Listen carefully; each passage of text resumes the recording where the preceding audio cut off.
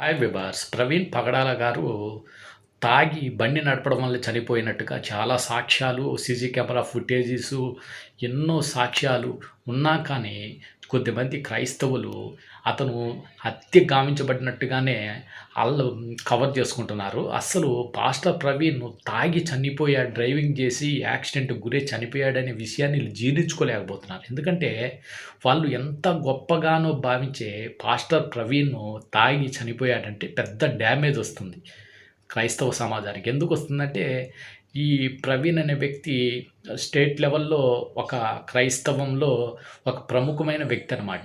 మంచి పేరున్న వ్యక్తి. ఎంత పేరున్న వ్యక్తి అయినా వాళ్ళ అలవాట్లు, చెడు అలవాట్లు అనేటివి ఉంటాయి గదా! అతని సహజ స్వభావంగా అతను తాగే అలవాటు ఉంది కాబట్టి తాగాడు. తాగి మ డ్రంక్ అండ్ డ్రైవ్ గూడా చేశాడు. తర్వాత గోతిలో పడిపోయి చచ్చిపోయాడు. తర్వాత జరిగిన పరిణామాలు చూస్తే అన్ని సాక్ష్యాలున్నాయి. సీసీటీవీలో ఎన్ని చోట్ల సీసీటీవీలో అతను కనపడ్డాడు. అతను కానే కాదంటారు. అతని షర్టు యాక్సిడెంట్‌లో అతను బైక్ నడుపుతున్నప్పుడు ఉండే షర్టు, యాక్సిడెంట్‌లో చనిపోయినప్పుడు ఉన్న షర్టు సేమ్ టు సేమ్ ఒకటే.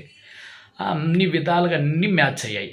అంతేగాకుండా ఒక టీ బంక్ అబ్బాయి అక్కడ వచ్చి కూర్చున్నాడని, టీ కూడా తాగాడని తూగుతూ, ఊగుతూ ఉన్నాడని ఆయన పాస్టర్ ప్రవీణ్ అని గుర్తుపట్టి అతను చెబితే, తర్వాత అతని దగ్గరికి వెళ్ళి క్రైస్తవులంతా ఇతను సరిగ్గా చూసావా అని అతన్ని బెదిరించడం, అతను కాదని చెప్పు అన్నట్టుగా ఫోర్స్ చేయడం.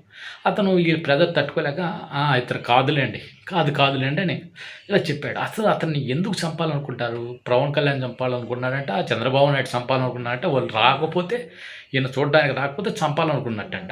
ఎందుకు చంపాలనుకుంటారు? ఈయన వల్ల ఏమైనా స్టేట్ గవర్నమెంట్ పడిపోతుందా? సెంట్రల్ గవర్నమెంట్ పడిపోతుందా? ఆఫ్టర్ ఒక పంచాయతీ ప్రెసిడెంట్ పదవికి కూడా ఎటువంటి డ్యామేజ్ జరగదు ఇతని వల్ల. ఇతను ఎవరు చంపాలనుకుంటారు? అవసరమే ఉంటుంది. ఏ హిందువుకి అవసరమే ఉంటుంది?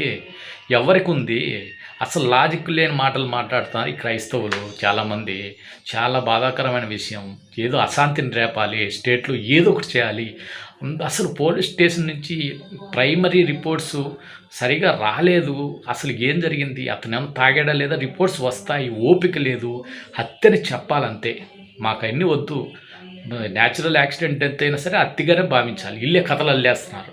ఈయన కోసమంట, పగడాల ప్రవీణ్ కోసమంట ఇంకొక వ్యక్తిని తయారు చేసి ఆ వ్యక్తిని బండి నడిపించి పగడాల ప్రవీణ్ చంపేసి, అబ్బబ్బబ్బా! ఈ కథలన్నీ వింటే సినిమాల్లో కూడా ఇంత స్థాయిలో కథను అల్లలేరు. అంత గొప్పగా వీళ్ళు కథలు అల్లుకుంటున్నారు. వీళ్ళే రెచ్చిపోతున్నారు. సో ఇది చాలా క్రైస్తవ సోదరులందరూ ఆలోచించాలి. ఇలాంటి పాస్టర్లు, దొంగ పాస్టర్లు చాలామంది ఎక్కువైపోయారు. నిజాలను అబద్ధాలు చేసేస్తున్నారు, అబద్ధాలను నిజాలు చేసేస్తున్నారు. ఇలాంటి వారిని అందరూ ఖచ్చితంగా మీరు ఒక గమనించి ఫాలో అవ్వండి. లేదంటే మీరే ఇబ్బంది పడతారు. సో వీడియో ఇంతతో ముగిస్తున్నాను. జై హింద్, జై భారత్.